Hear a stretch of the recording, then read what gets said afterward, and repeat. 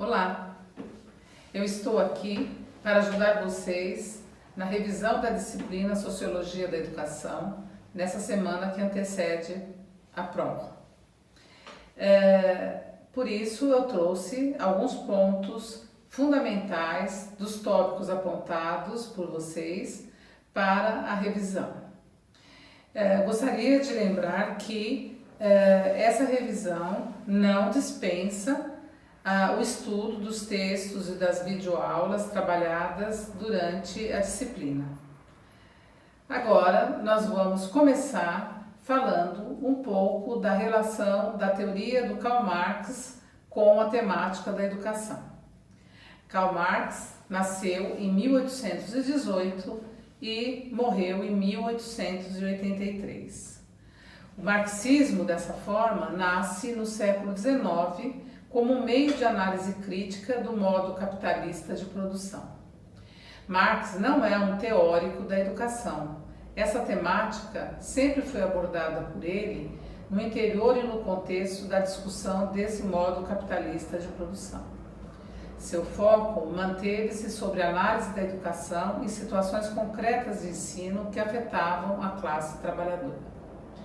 Marx considera o trabalho como um princípio educativo, pois não dissocia a educação da preparação para o trabalho e sintetiza o que entende por educação. E eu vou ler para vocês, então, as próprias palavras do Marx. Por educação, entendemos três coisas. Primeiro, educação intelectual. Segundo, educação corporal, tal como é produzida pelos exercícios de ginásticas e militares. 3. Educação tecnológica, abrangendo os princípios gerais e científicos de todos os processos de produção e, ao mesmo tempo, iniciando as crianças e os adolescentes na manipulação dos instrumentos elementares de todos os ramos da indústria. A divisão das crianças e dos adolescentes em 3 categorias de 9 a 18 anos deve corresponder um curso graduado e progressivo para a sua educação intelectual, corporal e politécnica. O texto de Marx e Engels deixa evidente a relação educação e trabalho. Por isso, deve estar voltada para a formação intelectual, corporal e tecnológica. Eles chegam a propor o trabalho produtivo que devesse ocorrer simultaneamente à formação intelectual. Para Marx, o trabalho é entendido como um processo de mediação entre o homem e a natureza. É uma atividade vital, pois há necessidade de uma vida produtiva que seja meio para a satisfação de uma carência, a necessidade de manutenção da existência física. O homem, para viver e fazer história, necessita, como dizem as próprias palavras de Karl Marx, de comida, moradia, vestimenta e algumas coisas mais. Ou seja, o primeiro ato histórico é, pois, a geração dos meios para a satisfação dessas necessidades, a produção da vida material. Marx propõe uma prática educacional que se oriente em 2 direções. A primeira direção, uma prática educacional conscientizadora sobre a realidade social, da qual o indivíduo está inserido. Uma consciência que desmascare as relações de dominação e exploração existentes. Segundo, uma prática educacional que prepare o indivíduo para transformar e superar as desigualdades sociais, a dominação e a exploração de uma classe sobre a outra. Esses 2 focos para a prática educativa deixam evidente o objetivo do Marx de contrapor-se à realidade existente, que era a da educação para a alienação. Por isso, propõe que a educação deve ser nacional, laica, pública, sem ser governamental. Em síntese, Karl Marx faz uma proposta político-pedagógica que não tem como primeira preocupação o desenvolvimento individual. Quer dizer, o indivíduo não é a principal preocupação de Karl Marx. Mas ele se preocupa com a possibilidade do indivíduo colaborar para a transformação da sociedade em suas dimensões política e econômica. Com isso, conforme aponta o professor Antônio Severino, Marx contrapõe-se à ideia de que uma pessoa boa gera uma sociedade boa. Para ele, uma sociedade boa gera um homem bom. O marxismo, então, se pararmos para analisar, ele continua atual, pois mantém a vitalidade na análise crítica dos modos de produção tecnológica da vida moderna. Boa revisão e boa prova.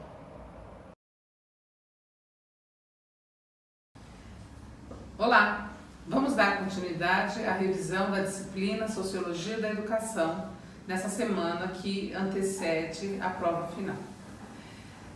Como vocês não enviaram perguntas específicas sobre o conteúdo da disciplina, mas sim algumas temáticas, eu vou abordá-las no sentido de destacar os pontos mais importantes de cada uma delas, né? Ou seja, dos pontos principais da teoria em relação à sua ligação com a educação. Isso não vai substituir o estudo sistemático dos conteúdos da disciplina semana a semana, tanto no que se refere aos textos base quanto às videoaulas. E no caso específico, vocês têm também o jogo sobre os sociólogos, né, que vocês devem revisar, e no final dele há uma síntese de todo o material que foi trabalhado naquele jogo. Hoje nós vamos falar sobre Max Weber. Weber nasceu em 1864 e morreu em 1920. Ele propõe uma sociologia da ação, social, porque ele busca compreender interpretativamente a ação social. Ele procura captar e depois compreender e interpretar as conexões de sentido, o conteúdo simbólico das ações dos indivíduos. Para ele, a característica mais evidente da sociedade capitalista é a racionalização burocrática. Ele entende a burocracia como um aparato técnico-administrativo formado por profissionais especializados que são selecionados segundo critérios racionais e que se encarregam das diversas tarefas importantes dentro do sistema. Ao analisar a contemporaneidade, Weber vincula diretamente educação e burocracia.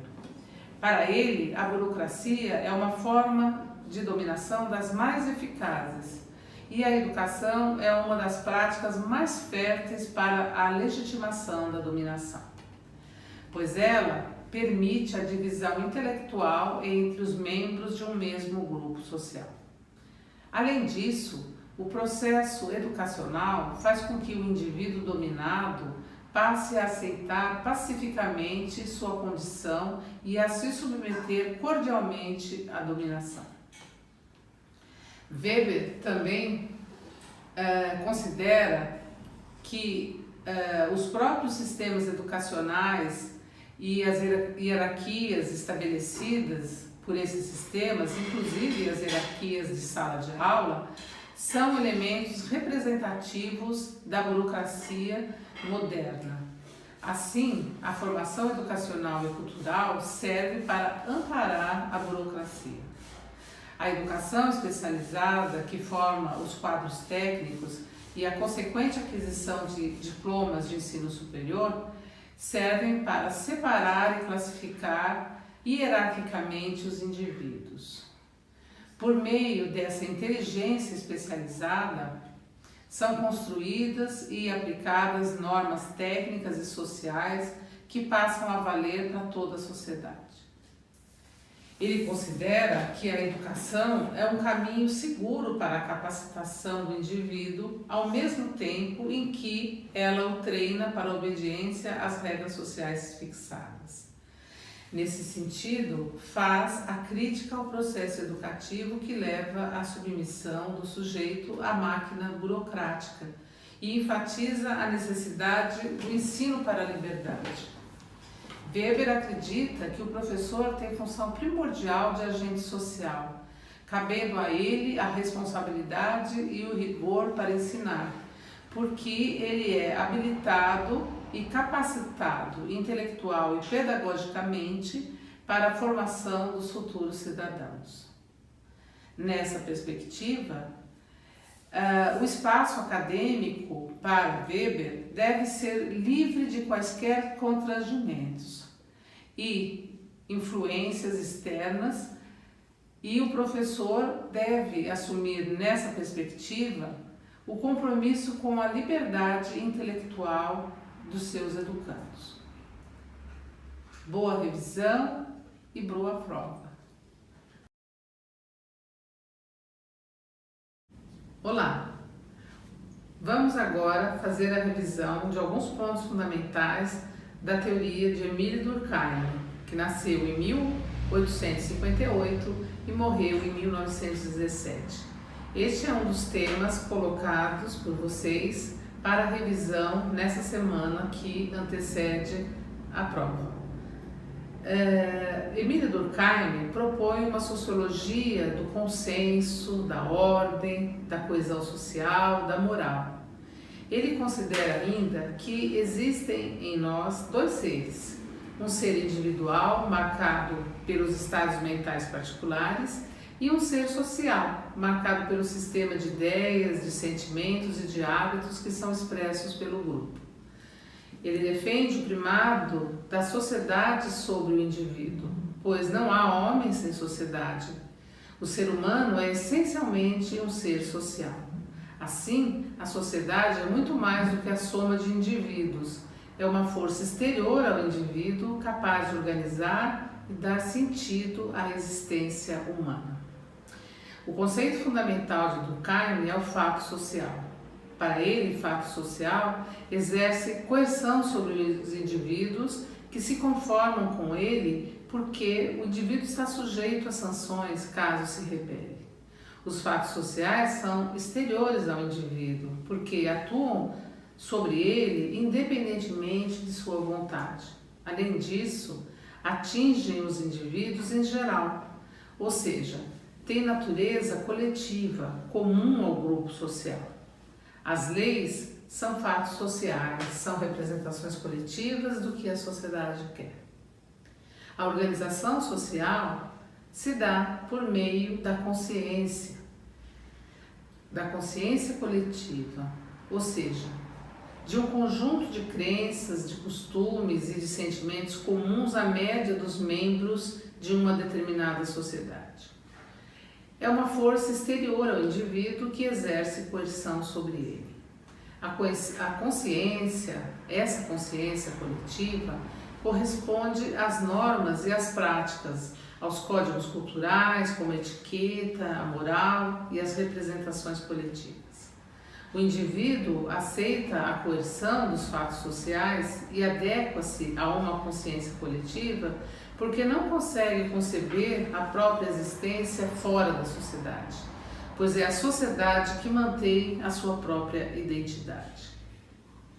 Durkheim entende a educação como um processo social, um bem social, um fenômeno que pode ser descrito, analisado e explicado sociologicamente.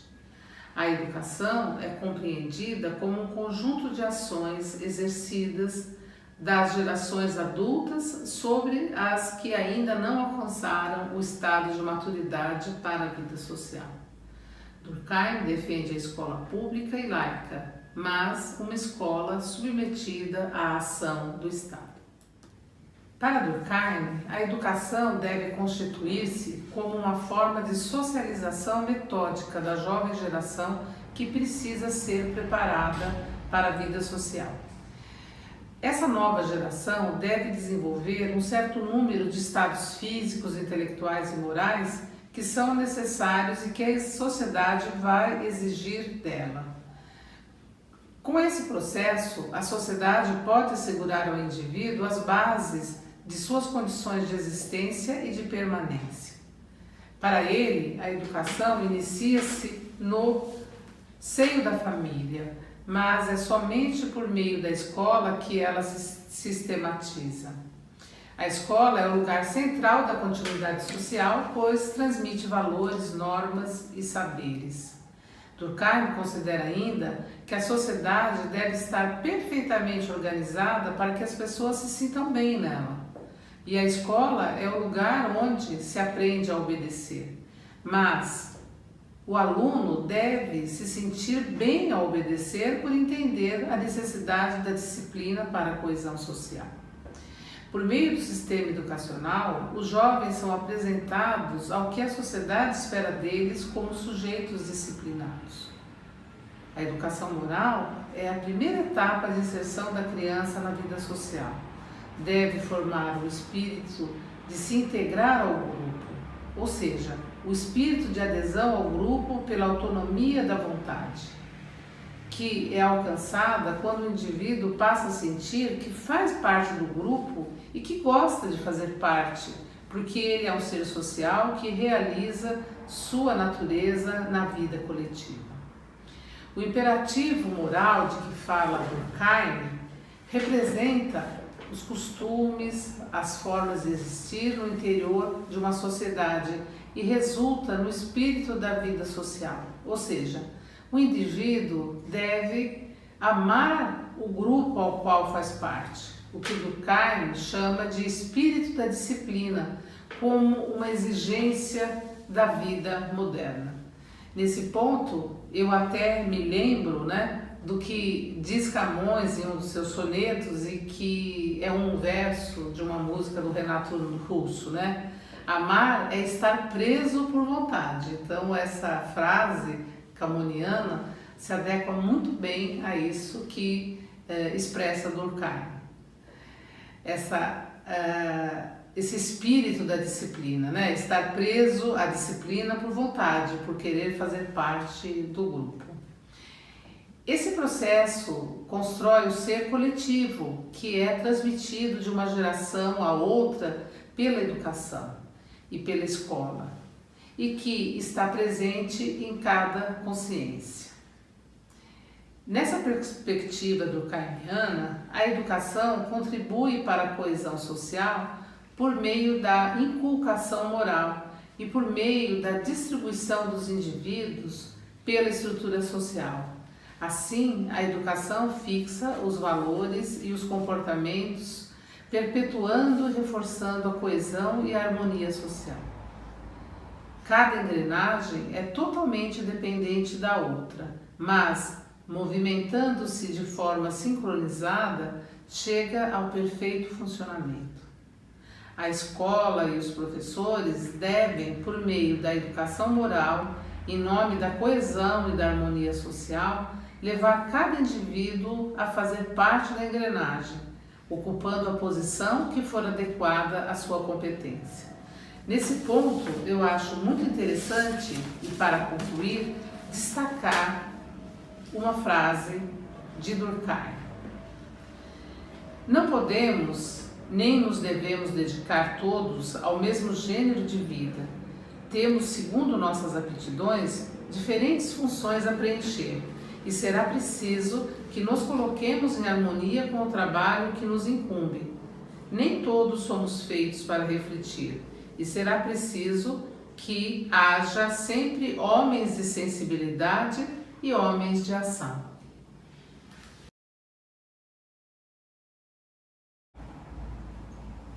Olá!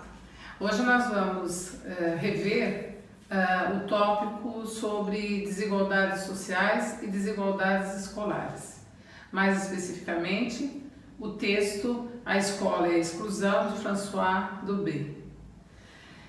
Eu começo destacando uma frase de Dolby, que é a seguinte: Quanto mais a escola intensifica seu raio de ação, mais ela exclui.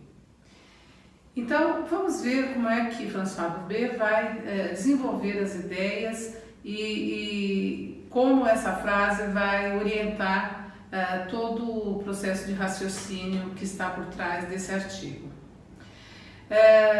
Nós sabemos, porque isso salta aos nossos olhos, que as desigualdades sociais atingem grande parcela da população brasileira e que essas desigualdades geram vários tipos de consequências, né?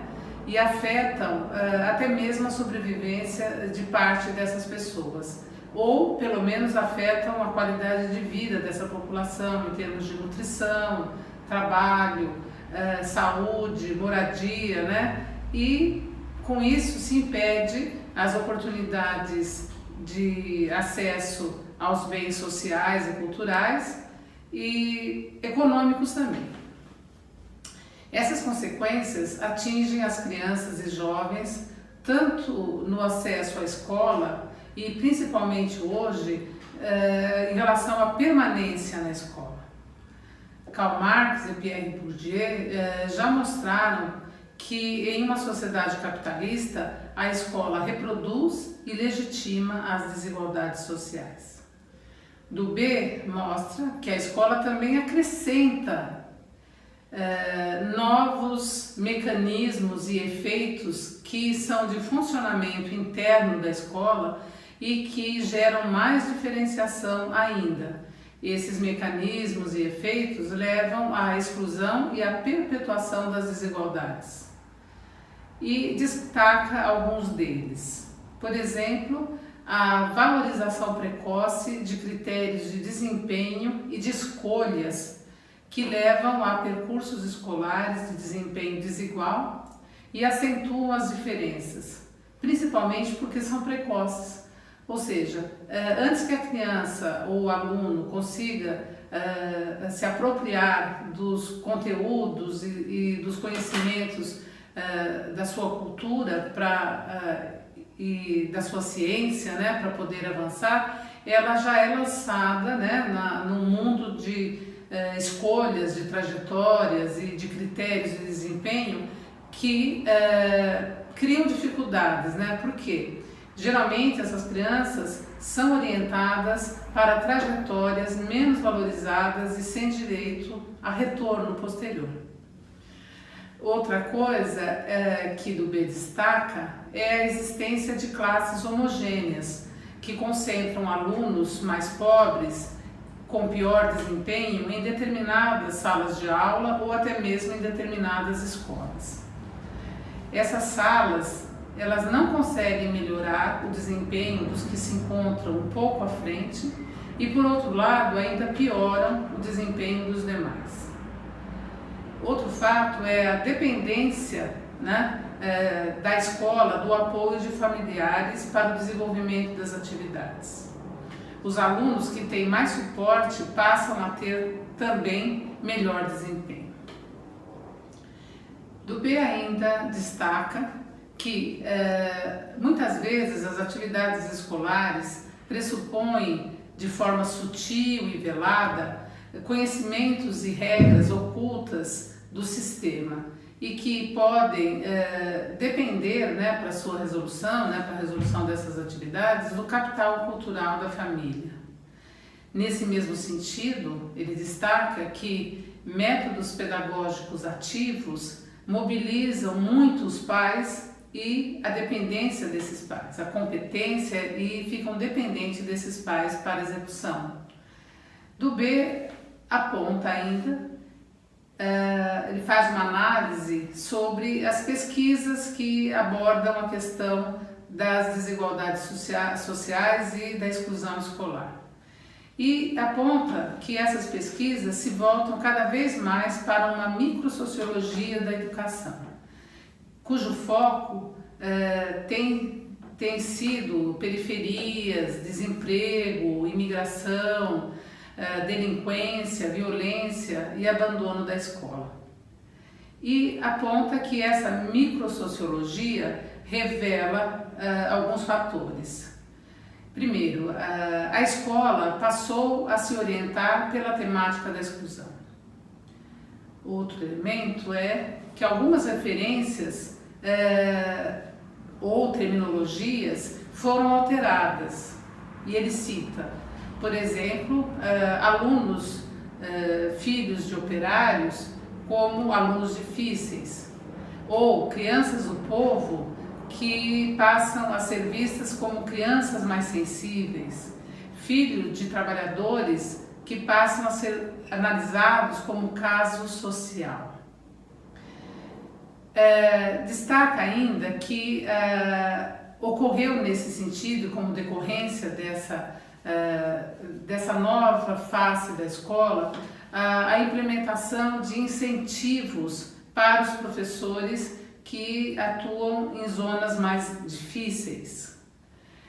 Também há o predomínio das abordagens etnográficas, que passam a ser o xodó, né? As formas de pesquisa mais utilizadas, porque elas estão focadas nas práticas e nas relações entre os atores escolares.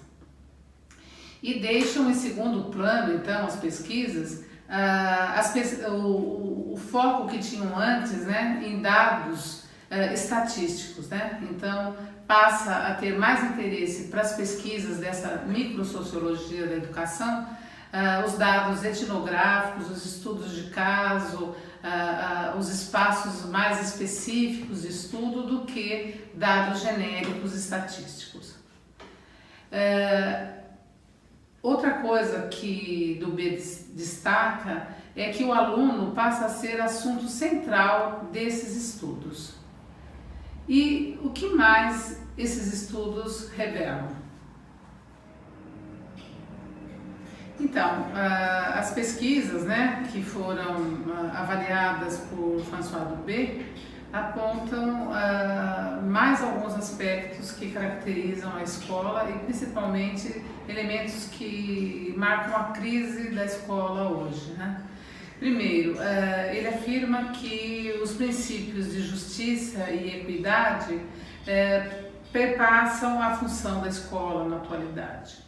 Quer dizer, a escola tem um novo desafio, né, que é mostrar capacidade para integrar os indivíduos em um quadro institucional e cultural. Ele destaca ainda que certas escolas se deixam invadir pela violência dos bairros, outras resistem, o que pode depender, para que esses resultados sejam diferentes em relação ao enfrentamento da violência, que isso depende do grau de mobilização, de coerência e de engajamento das equipes educativas de cada escola. Afirma também que existe um crescente aprofundamento da distância cultural entre professores e alunos.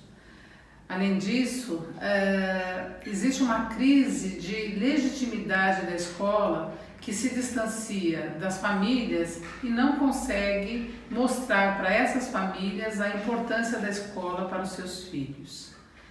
A escola, em grande parte das vezes, é a única representação do Estado nos bairros pobres. Além do que, se questiona os currículos e os métodos pedagógicos no sentido de perguntar se eles realmente têm possibilidades de atenuar a exclusão. Há ainda um questionamento mais amplo. Será que cabe à escola resolver os problemas sociais? Além disso, Dubé ainda revela que existe uma contradição evidente na ação da escola na atualidade.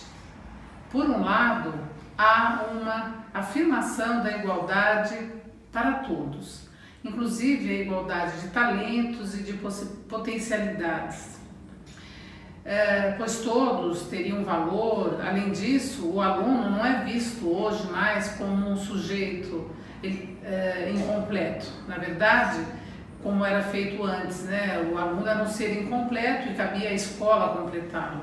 Hoje ele é visto como um sujeito de valor. Mas nem tudo é sorriso nisso, né? Esse aluno, como sujeito da modernidade, ele é o autor de si mesmo, tanto das suas virtudes como dos seus vícios. Ou seja, existe uma responsabilidade enorme que é colocada sobre esse sujeito. Dubé aponta, por outro lado, e esse é o lado da contradição, que a escola continua a ser meritocrática, ou seja, ela ordena, hierarquiza, classifica os alunos em função de seus méritos, enquanto afirma, contraditoriamente, que os indivíduos são iguais. Dubé compara a situação a uma competição esportiva, que vença o melhor.